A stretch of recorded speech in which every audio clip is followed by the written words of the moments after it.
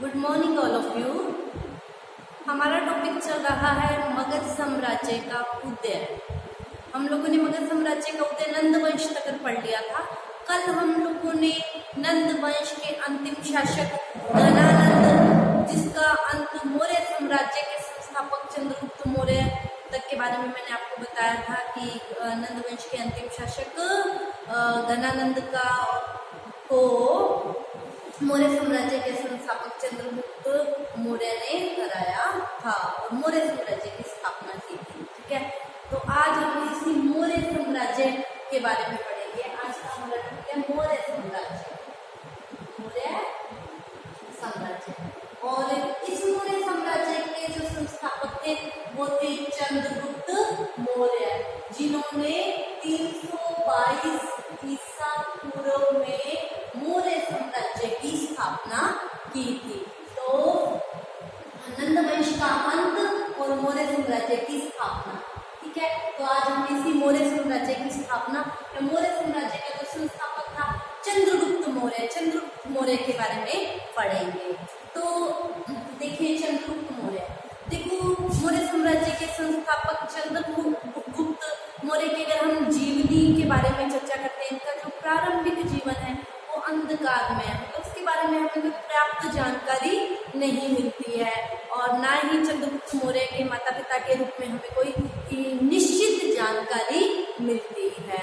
ठीक है, लेकिन चंद्रगुप्त मौर्य की जाति से संबंधित हमें दो मत मिलते हैं।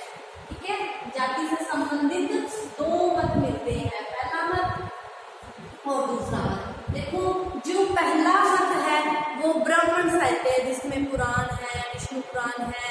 ठीक है, ये जो ब्राह्मण मत है, ब्राह्मण मत क्या कहता है या ब्राह्मण साहित्य जो है हमारा, जिसमें पुराण, विष्णु पुराण, ठीक है, ये सब आता है विशाखदत्त की मुद्रा राक्षस में।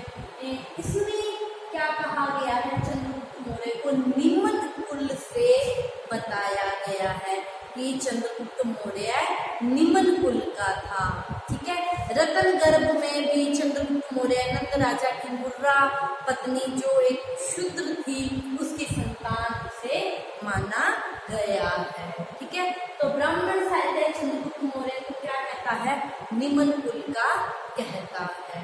ठीक है, और इसकी जाति से संबंधित जो दूसरा मत मिलता है बौद्ध साहित्य, जैन साहित्य और कौटिल्य का अर्थशास्त्र। बौद्ध साहित्य, जैन साहित्य और कौटिल्य के अर्थशास्त्र के अनुसार चंद्रगुप्त मौर्य को क्या माना गया है, चंद्रगुप्त मौर्य को क्षत्रिय माना गया है। ठीक है, बौद्ध साहित्य के अनुसार क्या कहा गया है कि चंद्रगुप्त जो मौर्य है क्षत्रियों के मौर्य वंश से था, क्योंकि ये लोग जहाँ रहते थे यहाँ मोर बहुत अधिक मात्रा में पाए जाते थे। मोर अधिक मात्रा में पाए जाने के कारण ये मौर्य को आगे कालांतर में क्या कहा गया, मौर्य से आगे जाके मौर्य बन गए।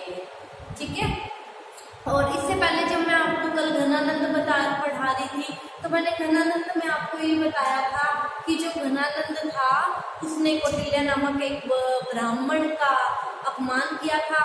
तो उस कौटिल्य नामक ब्राह्मण ने क्या कहा था कि तुम शूद्र होके मेरे ब्राह्मण का अपमान कर रहे हो, मैं तुम्हारे शूद्र वंश का अंत करके क्षत्रिय वंश की स्थापना करूंगा। मैंने आप लोगों को कल ये बात बताई थी। तो कौटिल्य ने घनानंद का विनाश कर क्षत्रिय जाति के व्यक्ति चंद्रगुप्त मौर्य को मगध का सम्राट बनाया।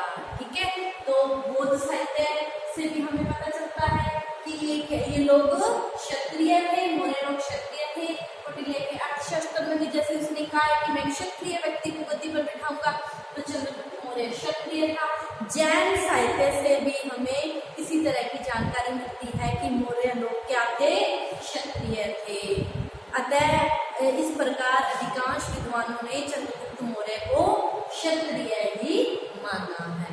ठीक है, तो चंद्रगुप्त मौर्य जाति से संबंधित दो मत मिलते हैं, ब्राह्मण साहित्य में इसे निम्न कुल का बताया, ब्राह्मणोत्तर साहित्य जिसमें बौद्ध, जैन और समसामयिक ग्रंथ आते हैं उसमें इसे क्या माना गया है, क्षत्रिय माना गया है। ठीक है, तो इनके प्रारंभिक जीवन के बारे में जो हमें जानकारी मिलती है इसके बारे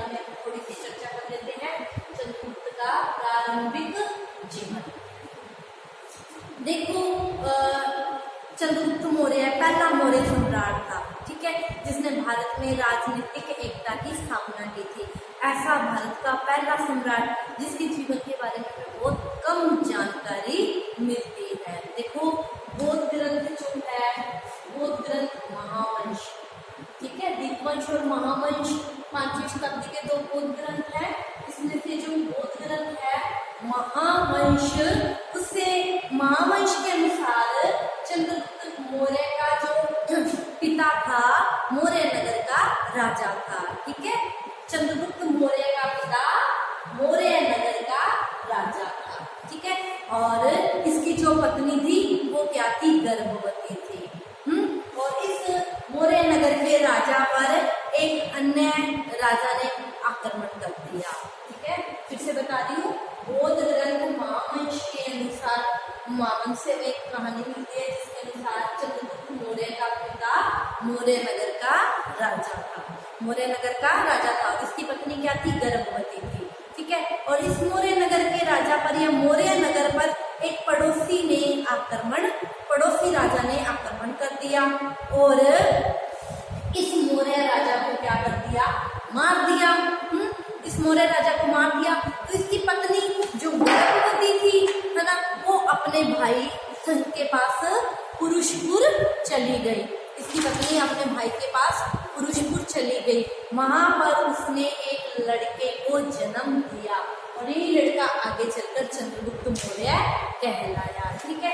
लेकिन जैसे उसने इस लड़के को जन्म दिया और उसने जन्म देते इस लड़के को क्या हुआ, फेंक दिया, ठीक है, जंगल में फेंक दिया।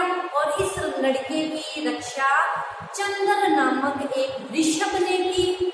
इसी से ही इस लड़के का नाम चंद्रगुप्त पड़ा, ठीक है। ऋषभ ने, एक चंद्र नामक ऋषभ ने इसकी रक्षा की, इसका नाम चंद्रगुप्त इसी से पड़ा। फिर इस ऋषभ ने इसे गवाले को दे दिया, ठीक है, और गवाले ने इसे थोड़े टाइम अपने पास रखा। फिर एक शिकारी को दे दिया, ठीक है, और शिकारी को दे दिया।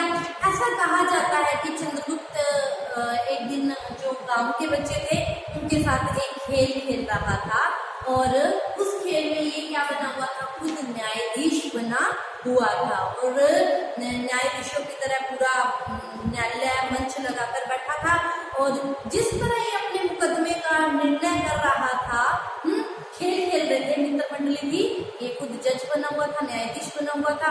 जिस तरह ये निर्णय कर रहा था, इस पूरे खेल को कौटिल्य क्या है, छुपकर देख रहे थे, ठीक है।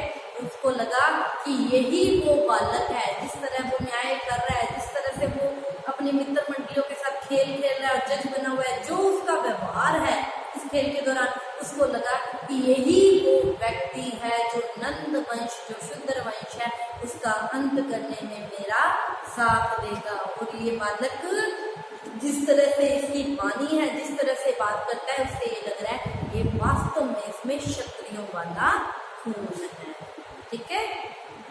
तब फिर क्या हो गया, कौटिल्य ने इस खेल को देखा और वो उसको लगा कि चंद्रगुप्त ये बालक ही ऐसा बालक है जो भारत में क्षत्रिय वंश की स्थापना करेगा, ठीक है।